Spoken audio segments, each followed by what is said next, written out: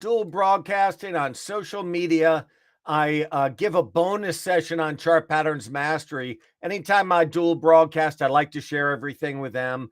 And on the free room, I love being on the free room, and I'm glad to be on here because of all this. It's chart patterns mastery. I can't really answer your questions for the next half hour.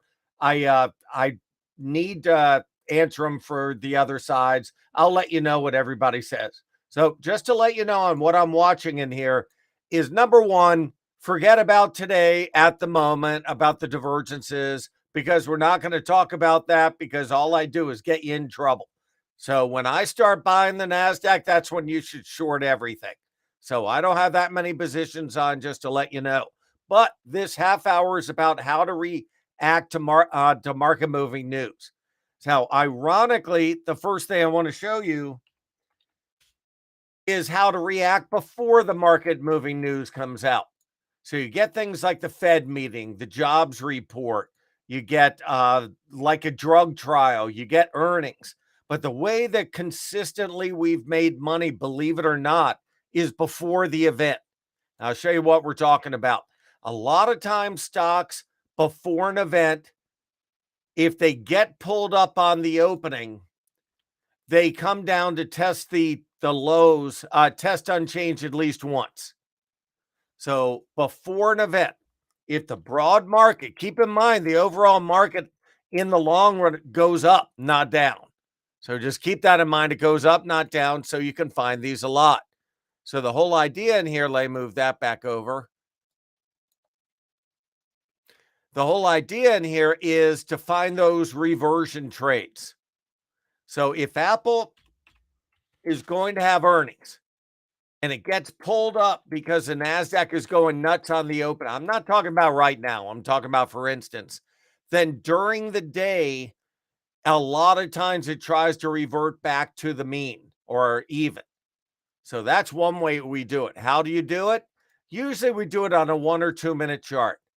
And what we do is you have to look for a rollover of something like some kind of moving average.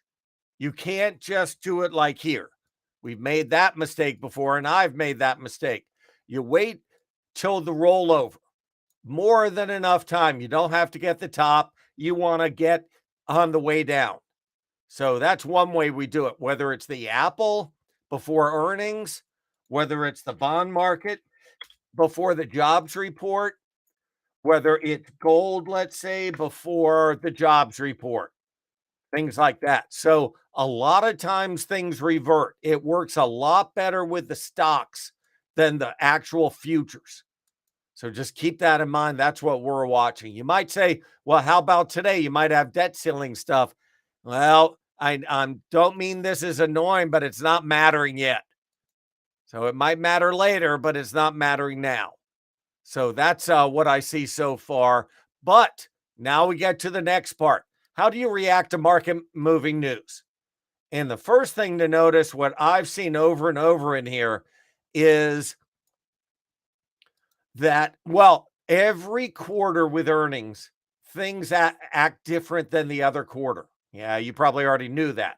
But the thing is that usually at the first part of earnings season, you sort of get a feel of how stocks are going to react to their earnings. What do I mean by that? Well, you take, let's say Meta. Well, Meta went nuts this time because of metaverse. But most of the time, when a stock rallies into earnings, no matter how good the earnings are, it reverses during the day. So look at this. This took a while, but look at that rally. And then look that it did nothing for a month. Yeah, so it didn't mean it wasn't going to go higher later. That's a lot of double negatives. But the point is, usually you see this at the beginning of the quarter with stocks. So if a certain stock, there are things like Fastenal and the banks that come out before the big tech stocks. So if you see them doing this into earnings, and they have fantastic earnings, they give a great outlook, it opens up here and then gets destroyed. That's a big tell for not only the rest of the group, but for a lot of the other earning stocks. I'll give you a for instance on one. Here's ServiceNow. So ServiceNow rallied right into earnings and then it got destroyed. So it rallied a lot. It rallied like 40 points. It had great earnings and then it got hit. So that helps you with other companion stocks like MongoDB. Yeah, guess what? That rallied into earnings and got hit. So this one sold off into earnings and then rallied. The whole point is that these are rallying prior to the event because they're already factoring in good news. Then the good news comes out and they fade, and the opposite. So that's one of the ways we react to market moving events. So now you might say, okay, well, it's rallied. Let's just go short it. Not so easy. So I'll give you, for instance, a one that worked really well. We can have all the reasons in the world in ServiceNow right here on earnings to short it on the opening.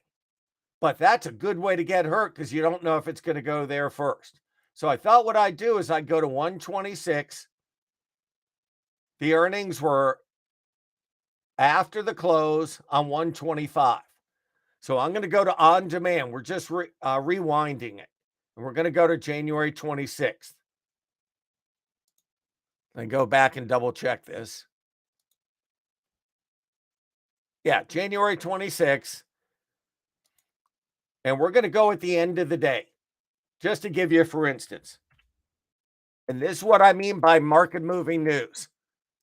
So we're going to put this on a 1-minute chart or a 2-minute. So there you go. It opened up here. And one of the biggest mistakes, and I do this all the time, I short the opening, I'm patting myself on the back, and then it has that next leg up. The key is to wait for a cross. Usually what I do is I take a 2-minute or a 1-minute, and I make it either a 9 EMA, but as you see, that didn't exactly work.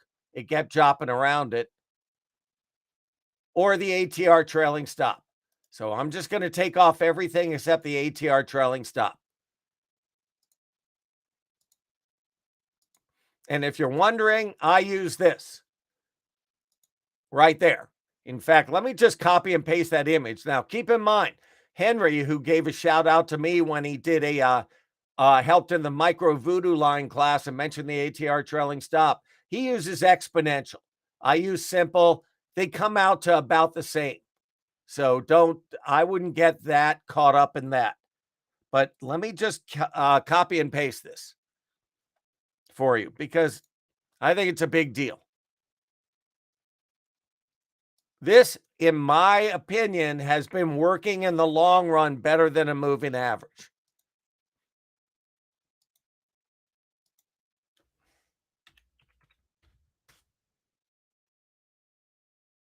There. And let me copy and paste that and put that in multiple places. First, put it on the free room. That's funny. Same one, CJ. I use either the Vervoot or the ATR trailing stop. It's all about the same as long as you use 9 and 2.9. So, and I'll go over that. That's a good question. Real good question. So there is, let me see if I did it.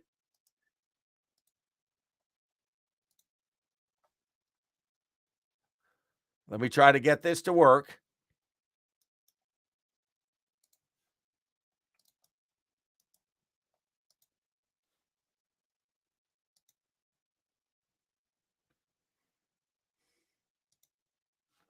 There. Now on the social media page, let me get that. Let me see if I can get it to work.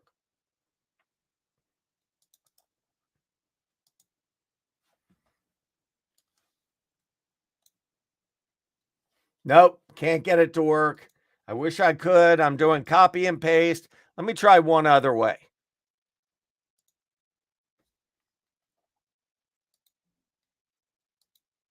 Because I'd like to put it in there for you, but I'm not sure if I can. Nope, I can't. Now, I'm sorry about that. Just have it on the video so you could see that. So the next thing, definitely it's a good question of what I use on TradingView. So on TradingView, I left that up there. All I do, CJ, is go to this. He's the one that invented it. And I just go to average true range trailing stop. So you go to indicators, you can have a million of them. There's volatility stop, there's ATR true range trailing stop. I just use that one right there. So the reason I'm showing you this, though, is if you took everything off, you would be getting short here. Now, you might say, well, why wouldn't you have gotten the short here? It just didn't have that structure. I've seen this 10 million times. But it's up here when it crosses. You lost some momentum. I don't like to test the opening. But the whole point of this whole thing was to show you on how much it rallied prior to earnings. So then you're looking for your crossover. That's all I'm doing in here. So just want to show you on how I'm doing that. So that was just reacting after a stock had great news on earnings, but it already anticipated that. So we could go to another one in here, MongoDB. This is the opposite. The problem is that sold off prior to earnings. It gapped. You didn't get a chance. This one rallied into earnings. It gapped. You didn't have a chance. So you might say, well, why didn't you do a spread under the market when it rallies prior to earnings? Well, yeah, as long as that quarter, a lot of stocks have done the same thing in the same group. It's really important to have them in the same group do the same thing. So definitely you could do that. But like I said, it depends quarter to quarter. By the way, if you see my picture and I look beet red, I'm not blushing. I went to an air show this weekend and got sunburned. So in Augusta, Georgia. So this is the way I look at it. First things first, definitely you want to react to how things act after good news if it's already baked in on individual stocks. Now, you might say the same thing with the bond market. What do you do if jobs report's coming out and it sells off into the jobs report? No idea, because the jobs report includes some of the wage stuff, non-farm payrolls, unemployment. I just don't screw with the bonds on the day before the unemployment report, and they might open up and they have nothing to do with it.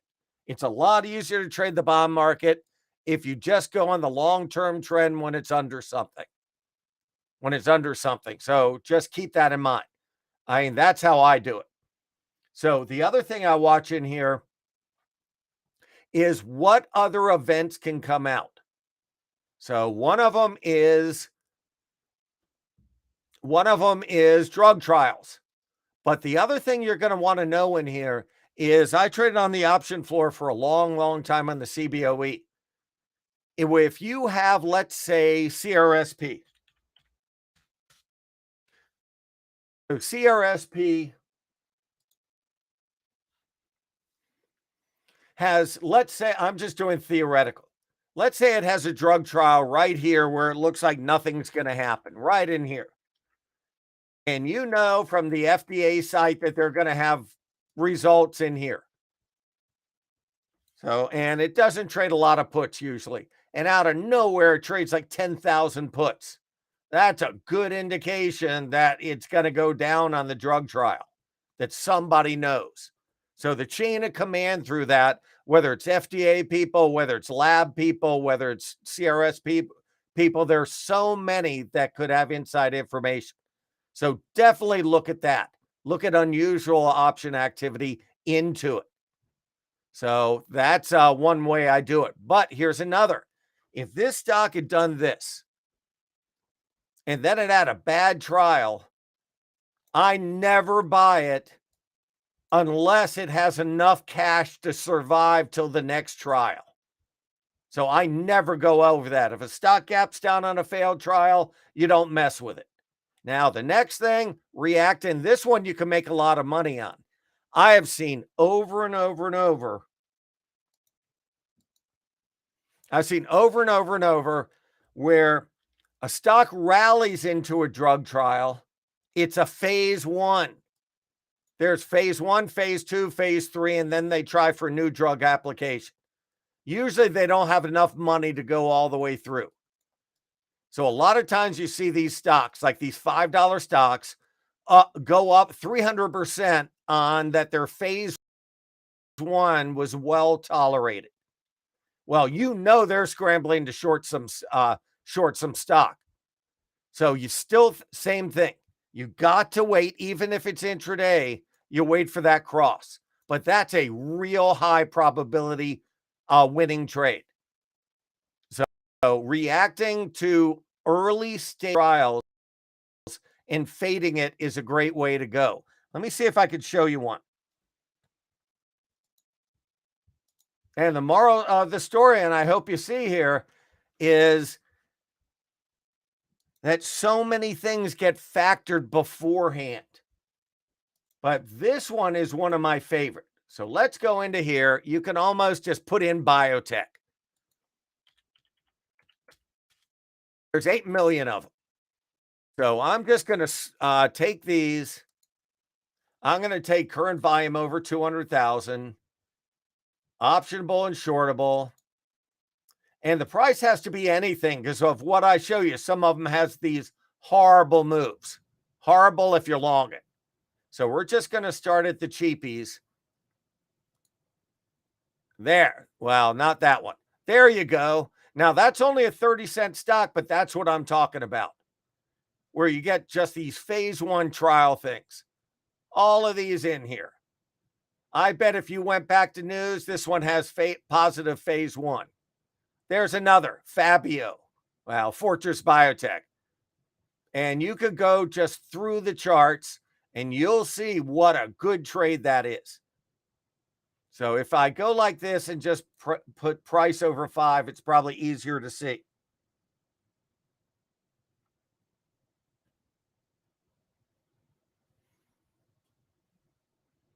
And the other thing, if you trade these into a report, you're going to find that most of the time it acts terrible if it's a bad trial, and it acts so and so good if it's a good trial. It's a bad thing to mess around with. I just can't stress it enough. Let's see if there are any good ones for you.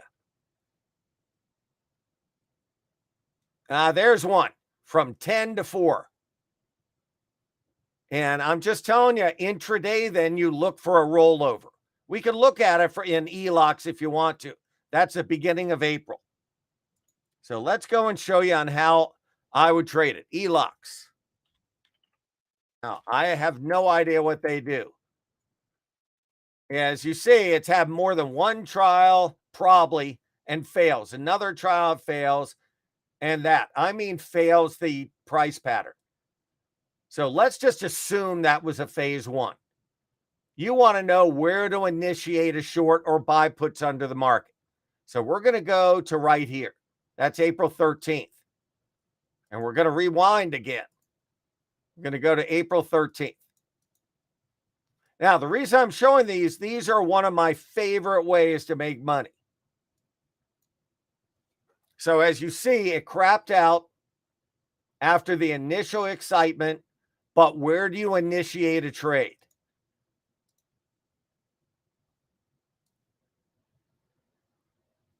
To me, you wait for the cross. So you could have it here where you would have gotten in too early, and then you get stopped. Make it like an algorithm. If it crosses there, you short it. If it gets back over it, you cover it.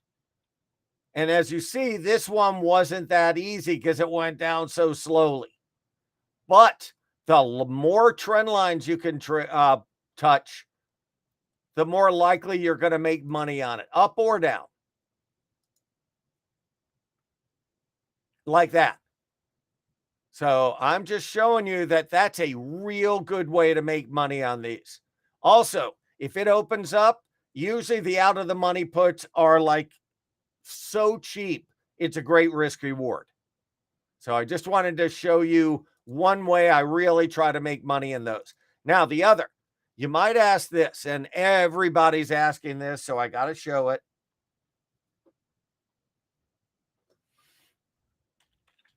Is everybody's asking that the debt ceiling that they're working on, and Janet Yellen says, it might be sooner than later, that 2011, the market got smoked when they were in an impasse right there. So the problem with that is a couple of things. Number one, you don't know what day it's going to react like that. That's a tough thing to bet on because it might go up here first, like you've seen now. The other, and why it more worked, is it was already under that ATR trailing stop. So it was already in a downtrend. So when something's in a downtrend, it's more likely to act poorly to a report. So, and you could draw a trend line right here. So you don't even have to short the first part. You short the second part. So contrast that to now. So is the SPX under the ATR trailing stop on a weekly? No. It's above it. Not by much, but it's above it. I mean, it's here. It's going to roll. It's going to catch up soon. But the point is, you don't have the kind of structure you had back then. In fact, I wish I could go back to on demand back then, but I'll go back. Let me see if I can go back on this.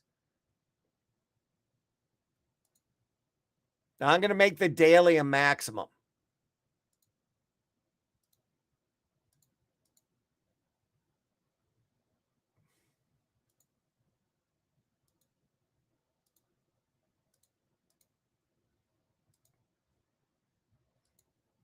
And you'll see the difference in a minute.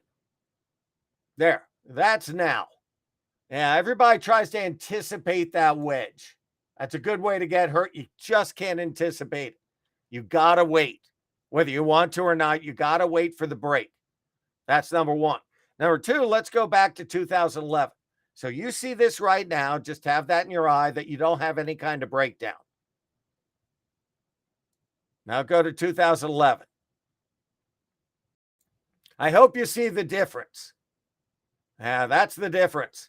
Were people nervous about the debt ceiling in here? I'm sure they were. But I bet when it went here and bounced, everybody said it's not going to matter. It's the trend line that matters.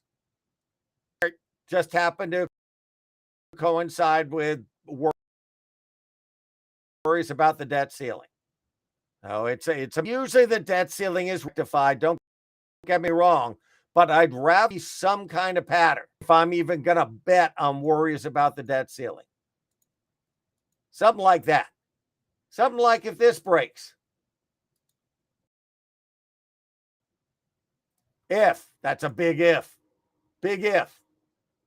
But what a lot of people miss is, sure, you'll miss the first 30 points of the ES, you'll make the next 100. So a lot of a product's acting. And like I said, the way I look at it, wait for that kind of thing.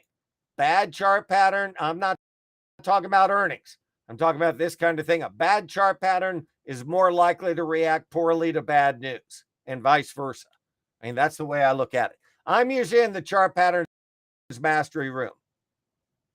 And is what you'll have to ask the moderators, because there's different price structures for different time periods.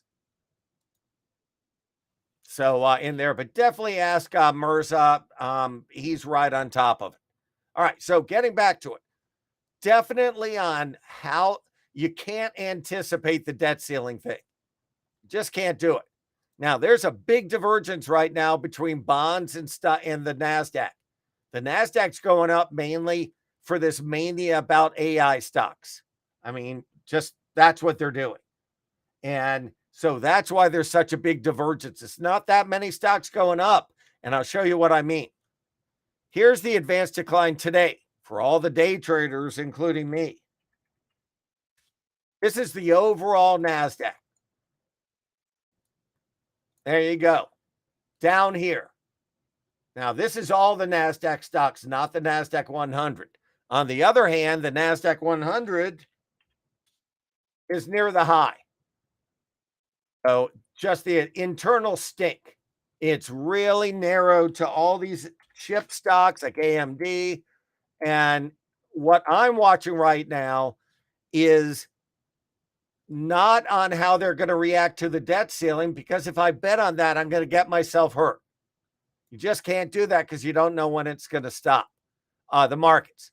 There's a gigantic divergence between bonds and stocks and the NASDAQ. So it's not going to take much for the NASDAQ to react poorly to bad economic news. At the moment, it's dominated by the AMDs of the world. So when I'm not on, the first thing I'd be doing is I'd be watching that NASDAQ. I'd be watching the advanced decline, and I'd be watching the stocks that made the NASDAQ go up. Like the chip stocks, the software service. If they start falling apart, then you'll finally probably get a reaction in the NASDAQ. But definitely on what I'm doing in here is trying not to mess around until there's news, because I just can't stress enough that even though people were worried about the debt ceiling in 2011, you could wait for the chart pattern to present itself.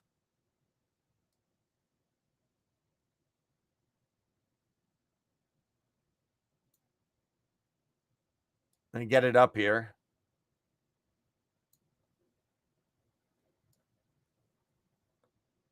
There. Now I'm telling you, all in here, everybody said it's not going to matter this time. It's not going to matter. So then it breaks. But another thing I'm really into, points of contact. The more points of contact, the more important. The more horizontal the bearish trend line, the more important. So everybody here, when you only had 2 points of contact, thought, hey, the debt ceiling doesn't matter. Well, then it ground down to the last minute, and then it fell apart. So you could actually draw it here. There, I didn't have martinis for lunch. There. So the whole point is you're going to miss the beginning of the move of any kind of reaction that there's a real impasse, but you'll make the next amount. This was probably about 50 points. This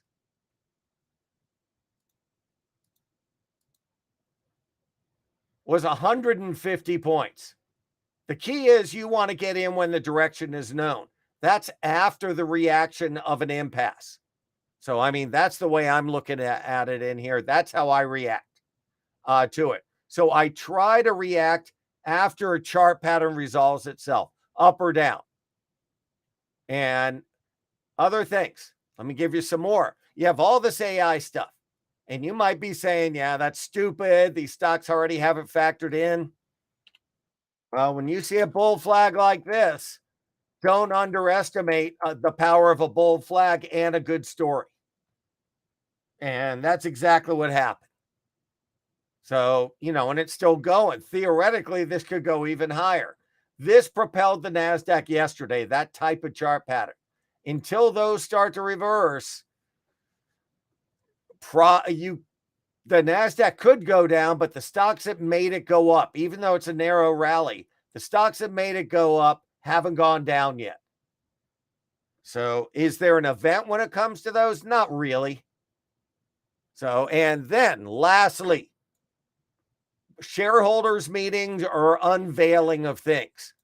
Apple is notorious for rallying into their developers conference. Same thing, but this one's more interesting, I think, or product announcement.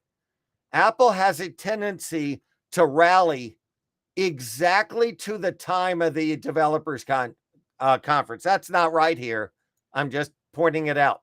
Almost to the time. If it's 2 p.m. Eastern, it sells off 2:01. It's incredible. Just 2:01, it sells off almost every single time. If it rallied prior to the event, it's amazing. Right at 2:01, you go and look on the Apple webpage of when the time is. Now, contrast that also, not contrast, but you got Tesla. Yep, guess what? Tesla has their annual meeting. Here we go with that reversion to the mean stuff. So it closed here. Closed right there. Right in there. I can put it on a 1-minute chart. So the stock opened up, it reverted to unchanged. Stock got way killed, it reverted back to almost unchanged. So pretty interesting on how that works in there about that reversion before an event. Now, the big thing with Tesla is going to be this. I'll put it on a 1-minute chart. It's still up. It's up $1.90. So this is what it did yesterday. Nothing. Not really anything. It sold off on the opening, rallied to be unchanged. Then it rallied to be way up after the opening. Is this going to break? In the next 2 hours, is that going to break and it goes back to unchanged? So the only reason I would think it doesn't is because usually they prop the stock up and hype it into the even in the meeting. So, but that 2 o'clock thing in Apple works great. A phase 1 trial approval, shorting it works great. Those are my two favorite. So I hope that helps. And you can make a living off just that kind of stuff. So take care.